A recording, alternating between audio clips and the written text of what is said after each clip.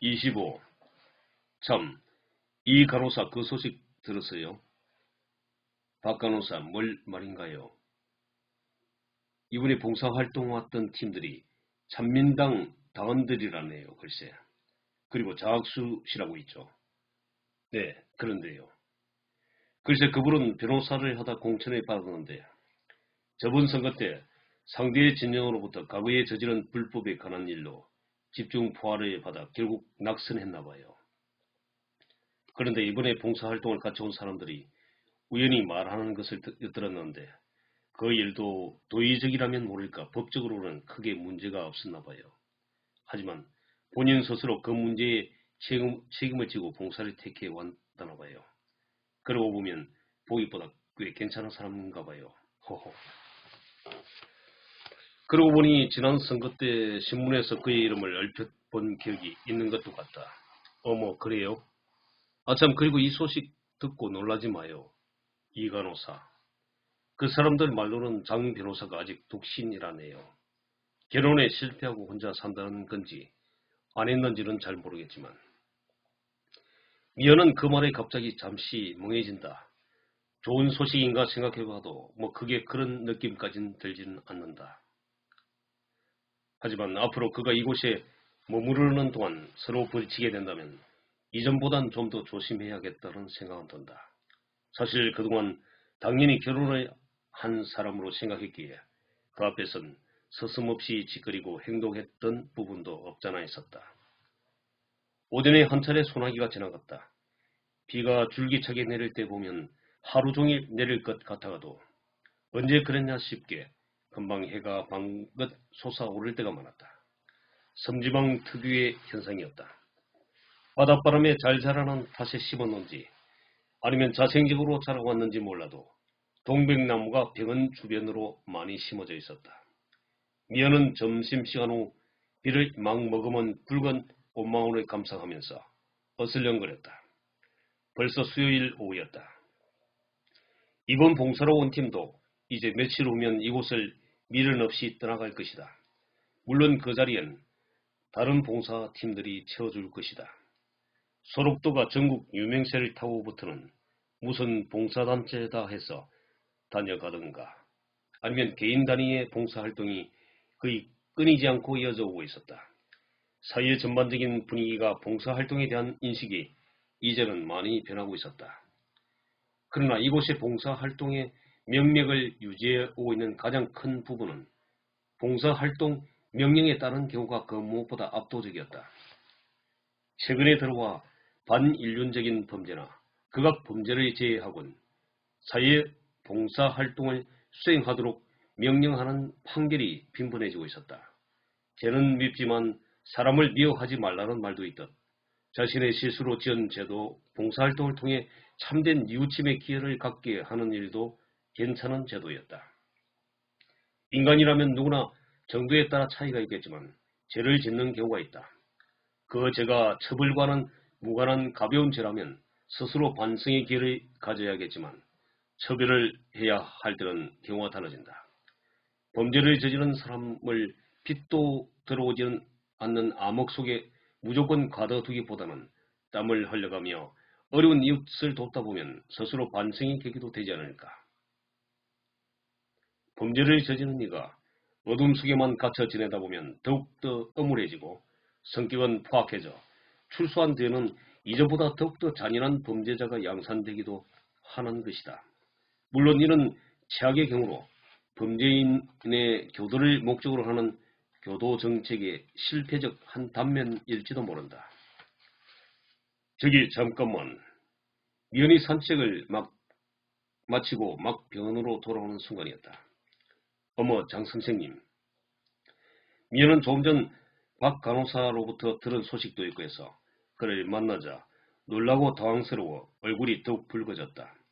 마치 그곳에서 기다리기라도 한 듯 그가 불쑥 앞에 나타났던 것이다. 이 간호사님, 이제 3일만 있으면 떠나가게 되었네요. 저기 아주 죄송한 얘기지만 제가 이곳을 떠나더라도 연락을 하고 싶은데 결례가 되지 않을까 해서. 어머, 장 선생님도.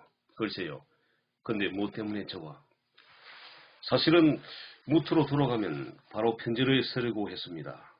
미연 씨 이름은 이미 알고 있고 주소는 병원에다 확인하면 되는 거고 해서 소싯적에 연애하던 시절의 객기 정도는 아닐지라도 아직도 마음에 꿈틀거리는 미연 씨에 대한 정열이 생각났기에 그 말에 미연은 침묵을 지킨다. 굳이 편지를 쓰겠다는 사람에게 안 돼요 라고 거절할 권리는 자신에게 없다. 싫으면 읽어보지 않으면 그만이다. 하지만 자신도 섬에 들어온 지 몇 개월이 흐르고부터는 예부와의 소통도 조금씩 하고 싶은 외로움이 생기곤 했다. 어떻게 보면 학수와의 편팔도 그리 나빠 보이진 않는다. 다만 그러세요 하고 쉽게 말해버리면 너무 가볍게 응해주는 것은 아닐까라는 생각에 망설이고 있을 뿐이다. 사실 저도 미연 씨의 의사와 관계없이 마구잡이로 보낼 수도 있었지만 이제 어느 정도 세상을 산 만큼 상대방의 감정도 배려할 줄 알아야 하고 격식도 필요할 것 같더라고요. 미연이 침묵을 지키고 있자 학수와 답답함을 탈피해 보겠다는 듯 말을 이어간다. 괜찮겠죠, 미연 씨. 학수는 이 간호사라는 용어 대신 자신도 모르게 미연이라는 말이 쉽게 나오는 사실에 스스로도 놀란다. 그만큼 자신은 불과 며칠 사이에 미연에게 푹 빠져 있었다. 사실 며칠 동안 자신의 내적 심경의 변화에 내심 놀랐던 학수였다. 이성에게 이렇게 관심을 가진 일은 아마도 아내와 연애하던 시절 이후로 처음일 것이다. 6년 전 위암으로 세상을 떠난 아내는 학수에겐 첫사랑이기도 했다. 첫사랑이었던 아내 선아는 고등학교 시절 자신이 과외 수업을 가르치던 제자였다. 초등학교 시절에 찾아온 아버지의 갑작스런 죽음, 지독한 가난. 학수는 고등학교 시절에 벌써 생활비를 벌었어야 할 정도였다. 다행히 학업 성적은 같은 학교에서는 따라올 학생이 없을 정도로 발군의 실력을 발휘하여 3년 내내 장학금을 받던 터라 학비 문제는 걱정하지 않아 그나마 다행이었다. 하지만 학만 해결된다고 학교를 다닐 수 있는 것은 아니다. 장고서도 사야 하고 군것질 비용도 들어가고 학용품 비용도 있어야 한다. 그나마 다행인 것은 자신의 성적은 인근에 알만한 사람한테는 다 알려져 본인의 의사만 있으면 과외 자리는 줄을 서서 기다릴 정도였다. 하지만 자신도 대학 입시를 준비해야 하는 수험생이었기에 딱 한 군데 자신의 처지를 감안해 주변에서 소개해준 학생이 선아였다. 고등학교에 입학하고 얼마 되지 않아 과외를 시작했으니 학수가 맨 처음 선아를 만났을 때 그녀는 중학교 2학년이었다. 선아는 양갈래로 머리를 토끼처럼 따은 귀여운 얼굴에다 생기발랄한 성격의 소유자였다. 학수는 그녀를 만난 얼마 후부터 자신에게도 이렇게 구김살 없는 귀여운 동생이 있었으면 얼마나 좋을까 상상할 정도였다. 그 후 둘은 어렵게 환경의 차이를 극복하고 결혼을 할 수 있었다. 학수는 지금 그때의 열정이 다시금 되살아나는 느낌에 스스로도 묘했다. 아직도 나에게 이러한 순수한 열정이 남아있었다니 하고 감탄할 정도였다. 그만큼 미연은 매력적인 여성이었다. 근데 한 가지 잘 이해가 가지 않았던 점은 이렇게 매력적인 여자가 왜 여태 결혼까지 미루고 살아왔을까 하는 의문이었다.